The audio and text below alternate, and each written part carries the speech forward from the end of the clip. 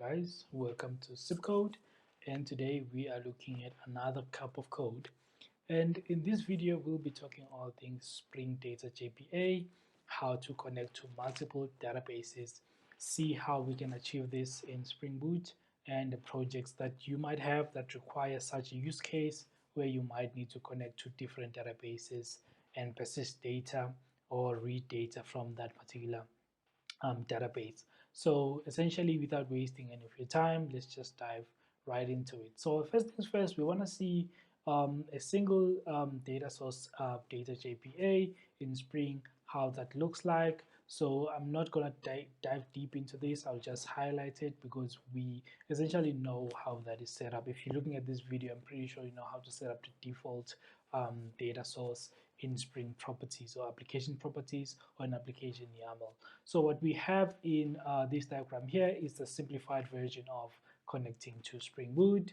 And basically what we have is our Spring app right here, and we would have our configurations or our properties set up in an applications or properties file or a YAML file, and it will define the data source URL, the username, the password, and the driver class where needed, and that will be a default database to your MySQL, SQL Server, Postgres, or Oracle DB, whichever one that you use, or MongoDB.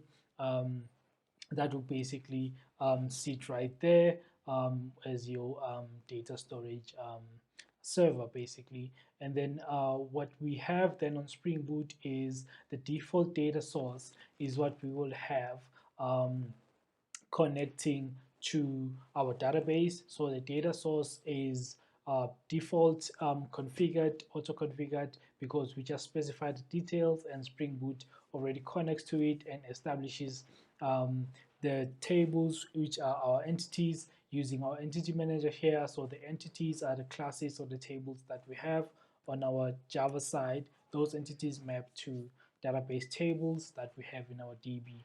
So that data source will then be auto configured to use the default entity manager and also have the default transaction manager.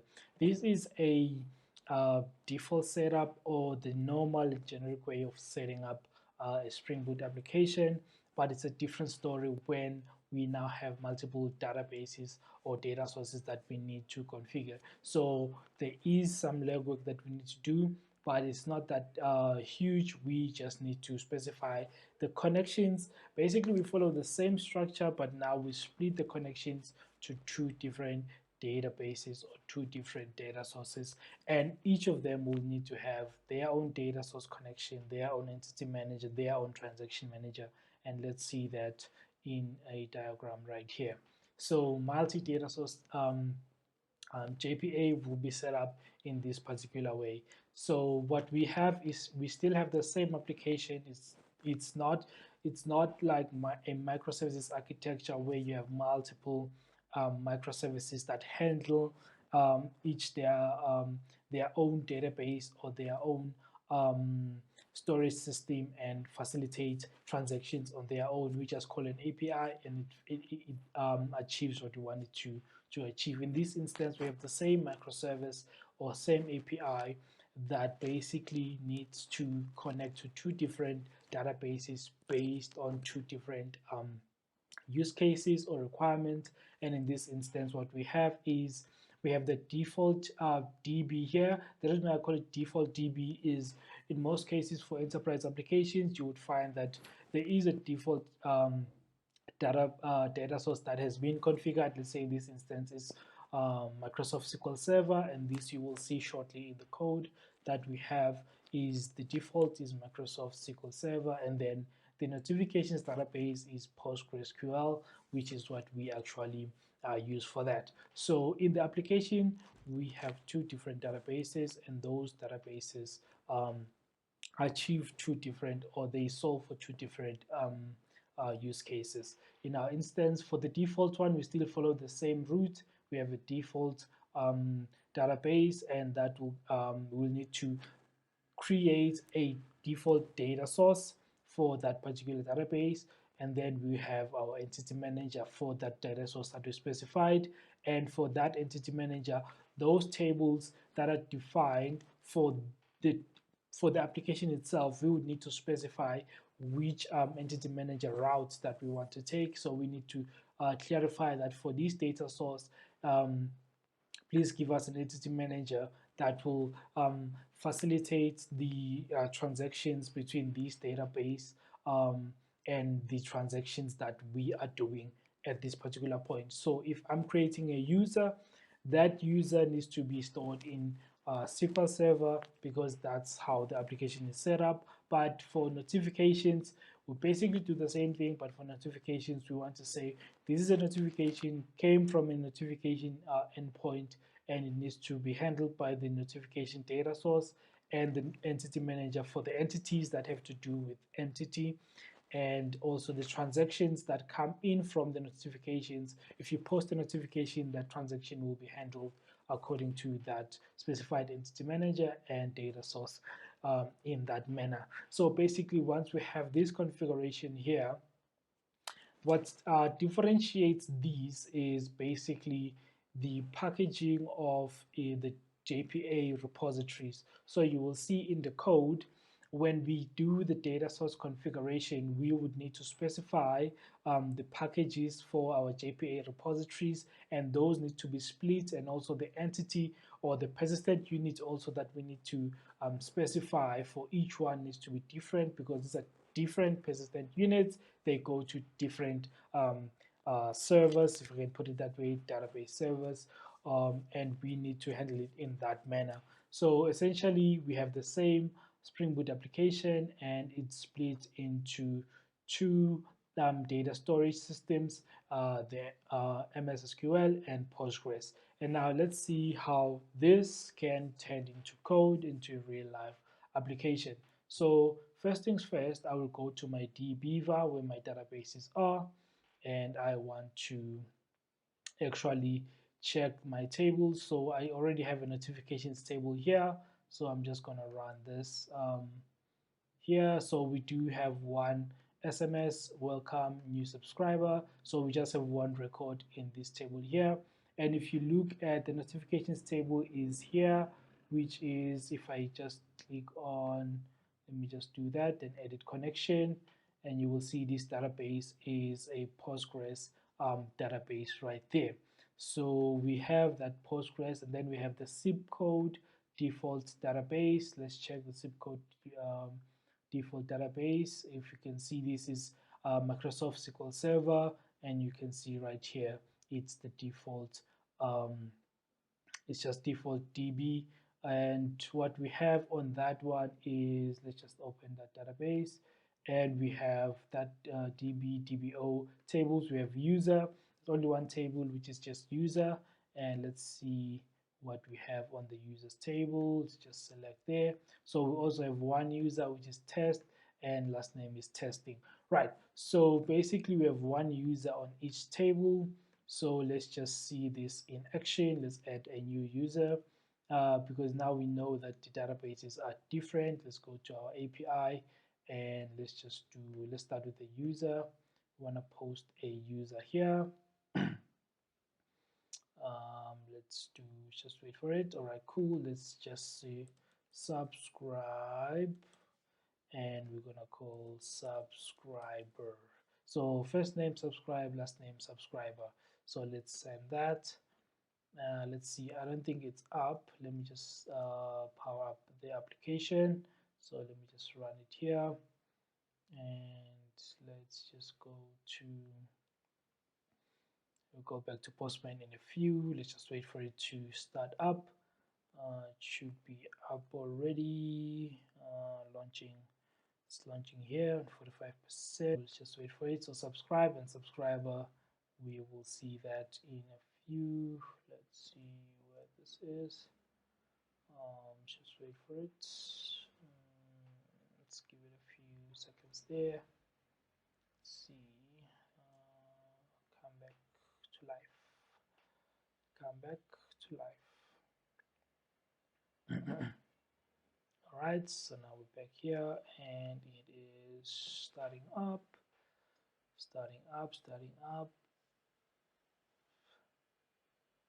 All right, it's looking good.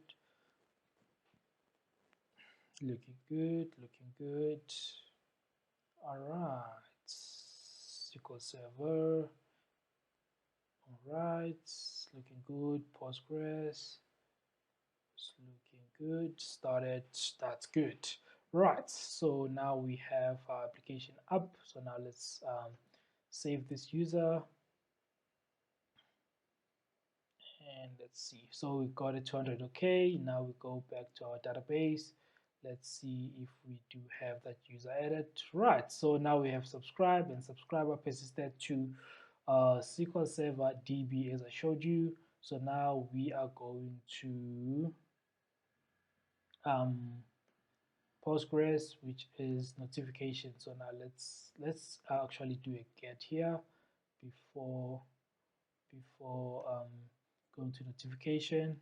Just do a get. Right. So now we have two records like we have in the DB. That's testing and subscribe. Right. And then let's do a post notification. Let's say let's do YouTube subscriber and new new subscriber. All right, so we got it 200. Okay, so let's go to the database. Let's go to notifications DB, which is notifications table here. Let's just do select, subscriber edit. Right, so our application works fine and we are seeing that we are able to persist to two different databases and we're able to retrieve from two different databases. Let's see how we achieve this and get it done. So now we're going to jump into our Spring initializer first, and then let's go to that. So Springboot always recommend the latest stable, so we use the 3.1.5. That's what we have, and then the groups com.zip code, artifacts, multi-data source, as you can see on our project. Then description, demo project for Spring Boot, zipcode.com. Multi-data source, then packaging is Java 17, right? That's what we have.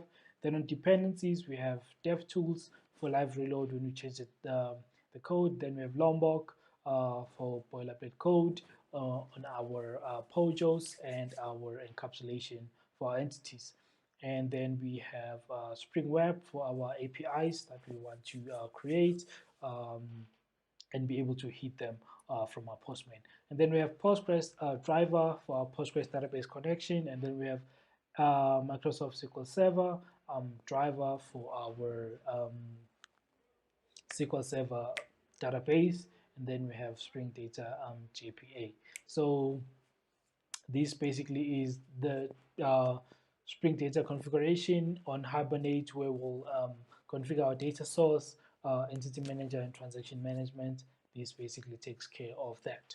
So these are all the dependencies that we'll need, and obviously based on which one you prefer or which one you want to use, you can use MySQL with Postgres, or you can use um, Oracle DB, and based on your use case. So please look at this configuration on the description down below if you want to play around with this project. And also if you're looking to have this project, please comment on the comments down, and I will make the repo available to you, and you will have the project and you can plug it on your side. So that's what we have. And also going further, we do have data access on spring.io documentation, where they show you how to set up the data source and configure them on multi data sources as well. So this is also in the description down below. You can have a look at that and see how it can be of use on your project as well. So with that being said, let's go back to our project and get it cracking. Right, so first things first is basically I am using Hikari. So Hikari is now packaged by default in Spring Boot. So once you have the Spring dependency there for Spring Starter JPA or Spring Starter as well, not sure which one between the two, but it's already packaged. So you should have Spring Starter by default, and then once you have JPA, it should be one of them. It is packaged on one of those dependencies. But once you have Hikari available, you should be able to configure your data source using these configs right here. So as you can see, for Microsoft SQL Server, I have the default URL, the username, the password, then the driver class specified, and then also for Postgres I have the URL, username, password. I really do not need to so with Spring Boot now, with the latest versions, I don't need to specify the driver for Postgres, but if it does require you to have the driver, you can have the driver specified over there, and it should work just fine. But on this version or this configuration on my workspace, I don't need to specify it. It will auto detect that Postgres and driver right there. So, and also the dialect, I do specify the dialect on the properties in the config file. You will see that in a few. And then I just say the DLL auto update and also show SQL true. So I see the SQL statements that I'm running as I perform my transactions basically with JPA. So this is basically the configuration that we have, and this is SQL Server, this is Postgres, and this is all you need to start your configuration. Then going further, now you need a configuration class for each of these data sources. So for SQL Server, you need its own data source, and then for Postgres, you need to configure its own data source. Now, how do we achieve this? I want you to pay attention to one specific thing, which is package for my project, multi-data source. That's the default package. Then the default package has a configuration where the data source configuration is going to sit, or anything that is project based for configuration will sit right there. Then I have a controller and I have an entity class. Then I have a repository class right here, and this is service class. The reason why I set it up this way is in the real world, you will most likely have a project that is already configured to have all of these packages, configuration, controller, entity, repository, and service. So basically, in as the project progresses or as it grows, you will then have a feature to add, let's say in this instance, notifications. So notifications is handled by its own database, and it has to have its own entity manager and its own transaction manager, like we defined this side here. So it will have its own configurations and its own transaction manager. So in that sense, we then split notifications to be on notifications configuration, controller, entity, repository, service. This way, it makes us easy to manage and maintain the notifications feature, because we know that anything that is under the notifications package has to do with everything notifications, and that's how we need to see these. So if you can see now, the repository here and the repository here is what we will need to tell our entity manager that go to these packages for our JPA repository. For the default one, which is this class right here, this is a configuration class in Spring Boot that we need to create and give it all the details that it needs. So let's start with this one, go through it and see how we can achieve multi-database or data sources in our Spring Boot project. So first things first, this class is just a public class like any other class, and it has the name data source config, and it has annotation at configuration, at enable transaction management, and then at enable JPA repositories. So once we have the enable JPA repositories, we need to tell it which packages are our JPA repositories found. So where are they located? So the first thing that we specify is entity manager factory. This is our entity manager that we have.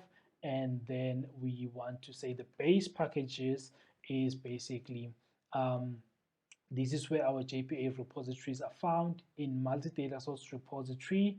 And if you go to that, you will see we have an interface of iUser repository, which extends the JPA repository, and then it has user and it has integer like that. So it's just a repository and nothing fancy on there. So basically, once we specify the package right here, then we say the transaction manager is basically that transaction manager. So these are the qualifier. This is a qualifier for our entity manager factory, and then this is a qualifier for our transaction manager, like that. So now we need to specify a number of beans. So the first bean that we need to specify, because I'm using a current data source configuration, I would need to have my data source properties in that sense, and I would have the primary because that's the default for the application. So this one is the default data source configuration, and basically the bin name is data source properties. Then I would say configuration properties is spring.datasource.default.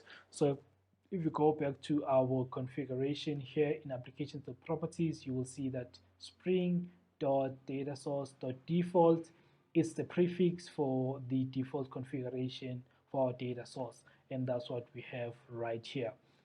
We have that prefix added over there, and then we just specify our data source properties and then return new data source properties, and we have that being available for us with those properties that we need.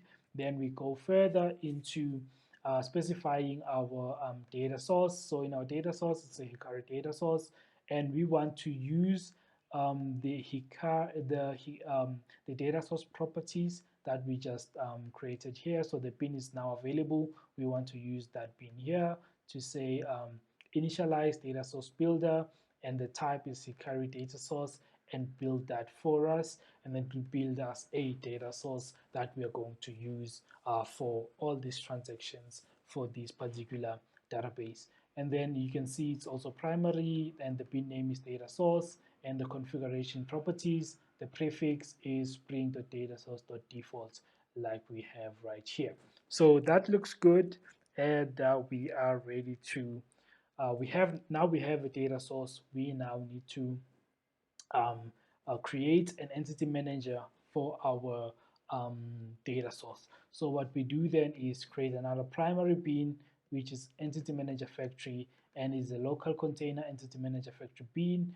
And we basically, this is just the method name here, which is entity manager factory bean, and we pass in the factory builder, and then we also pass in the data source. So on the data source side, we just specify the qualifier name, which is data source, which is what we have on our bin right here. The bin name is data source, and that's what we pass in right there.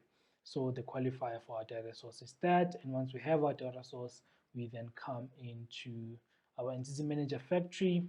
We have a map here. We just want to add a few properties to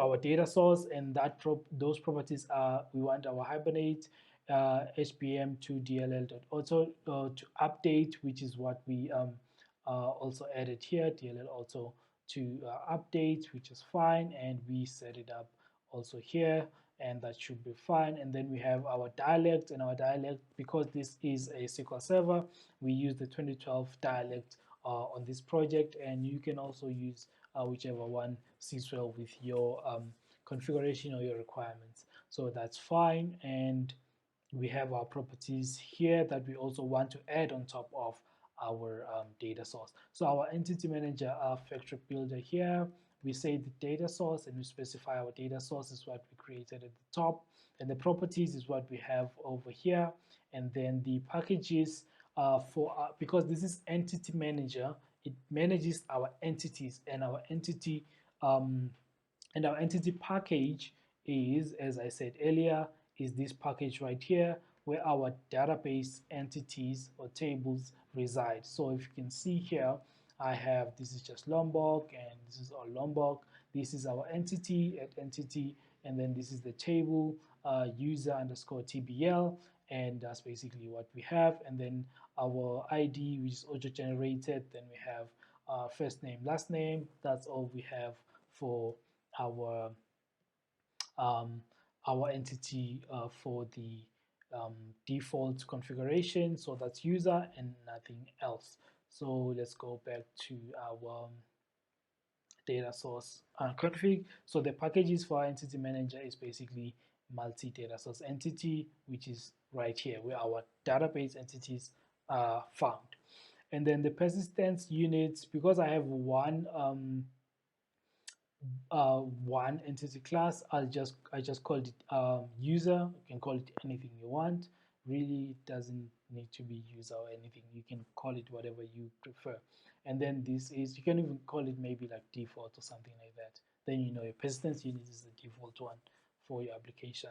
And then we have dot build, which basically will build us a entity manager factory, and we will have a factory available for us, or an entity manager available for us. So far we are now basically at this level right here, which is default entity manager. That is what we have. So we've created all of these steps, and now we are here. Now we have the last part, which is transaction manager, to make sure that when we persist or retrieve from database, our transactions are handled the correct way for our entities. So now let's go back and see our transaction manager. And basically what we have is at primary and at bean, we have transaction manager right here. And our transaction manager is a platform transaction manager. And also our transaction manager has, it takes in an entity manager factory, which we also retrieve from the bean that we just created now with the qualifier entity manager factory. And then we just create a new JPA transaction manager for the entity manager factory, and that gives us a data source configuration completed. So a database using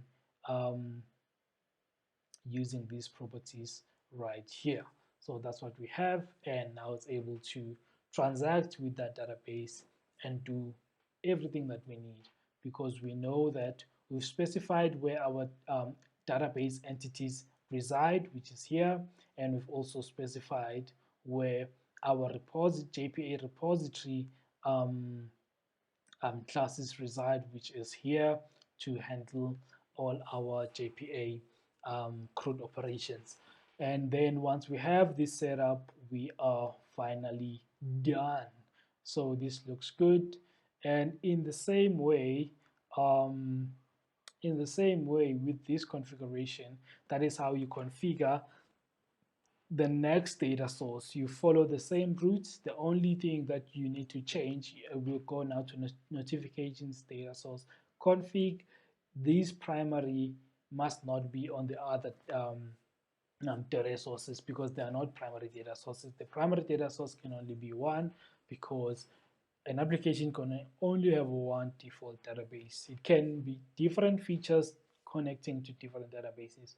So you'll see now when you go to notifications data source, let's go there, and you will see that in the same way, it's the same class. We have configuration, we have enabled transaction management, we have enabled JPA repositories, but now the entity manager factory that we have is notification entity manager factory, and the base package is, now look at this, com.zipcode.multidatasource.notification.repository. So if you go there, if I can show you now, let's just close this one, and we go to notification repository.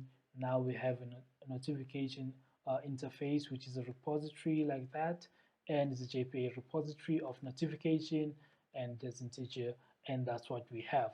So that is where the JPA repositories for this particular feature, which is notification, reside, and it will be able to transaction manager. So that's what we have, notification transaction manager. So now we've enabled our JPA repositories, and we've given it entity manager and a transaction manager.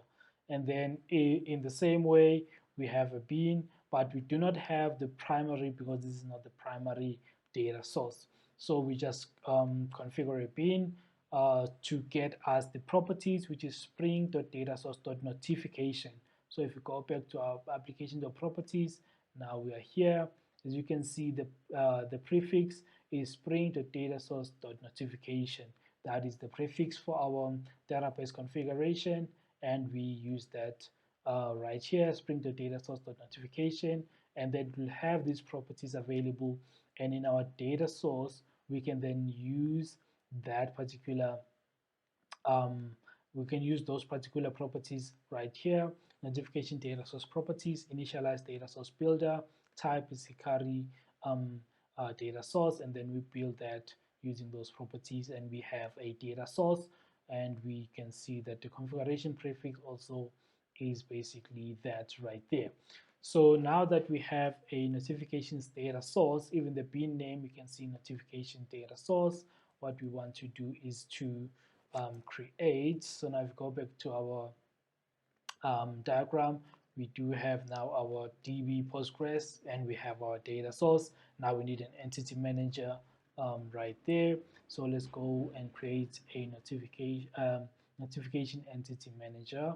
So we create the bin right here, and we basically create the same thing, and we say this notification entity manager will take in an entity manager factory builder, and we'll take in a data source, which is notification data source, and the qualifier is notification data source, which is what we have right here at the very top. So that's what we have over there. Then we basically come and add some properties here. So we do have the DLL auto update over here, and we also have the Hibernate dialect that we're using, which is basically the Postgres SQL dialect over there. And of course, you can add the properties. Maybe if you are connecting to multiple databases, the dialect, you can add them as an enum to say enum.postgres. Then it knows that get this particular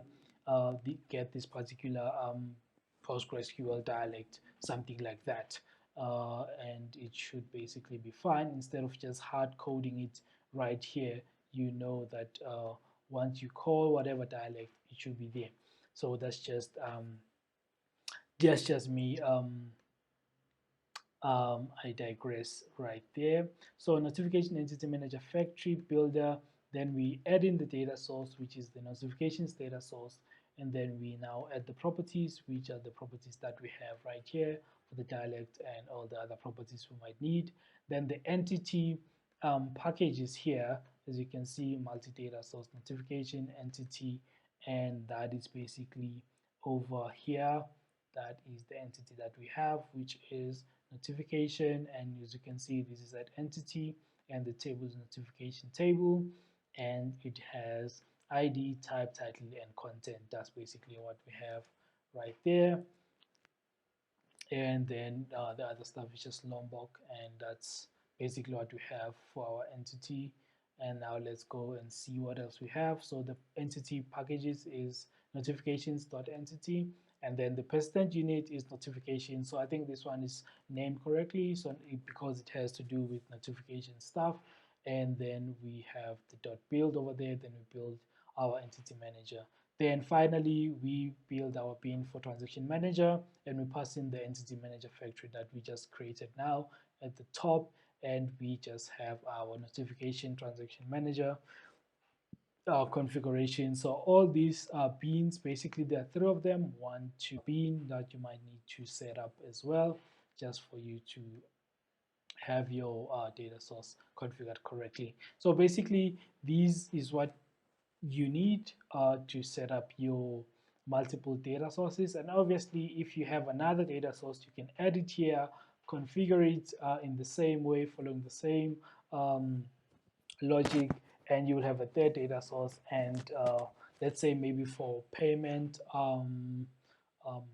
transactions or payment processing, payments management, you can also add that, or whatever feature that you might require, you'd follow the same route essentially. So this is now done, and we've seen our how you split the packages so that it makes sense for JPA to know which JPA repositories to use and which entity package to use, so that it's able to transact all of those as needed or as required. So then the last thing that we have now is the databases are now set up, or the data sources are now configured. The only thing left now is the APIs or the controllers. So for this controller, which is user controller, let me show you now. What we have is our REST controller, and we have a request mapping of API v1 user. So let's go back to our Postman. As you can see here, for our user, we have API v1 user, and we just pass in the body for our user. Obviously, we won't pass in the ID because that is auto generated, and we basically auto wire our user service. So the user service sits here on the default package of service. So this is at service, and we auto wire our repository, which is user repository, as you can see. Then we just public void save user and then retrieve all users in that sense. So there's nothing fancy here. It's basically our repository. Then we save the user and retrieve the user just like that. And once our service is set up in this way to perform all the CRUD operations, we want to come back to our controller and be able to create a user for our post mapping. We have create user, and we pass in the user as the request, and we basically just save the user. But obviously on your side, you might need to take in the user, do some validations, make sure that whatever you don't want to be null is not null, and then throw in a validation exception to say first name or last name is null, please fix that, and then the user will get that response. And then on the retrieve, we just get a list, and basically we just retrieve all users, and retrieve all users, as you can see here, is user repository.findAll, and basically that's what we have. So it retrieves all, and that's it. So as you can see this side, let's just go there and retrieve again. Let's just do that. So we basically get our list as expected. So we have our users right here. And in the same way with our other controller for notifications, it's in the notification.controller, and that's what we have right here. And as you can see, it's a REST controller, and it has a request mapping API v1 notification, and we auto wire notification service. And if we go to notification service package right here, you will see our notification services right here, and we auto wire our repository, our JPA repository for notification.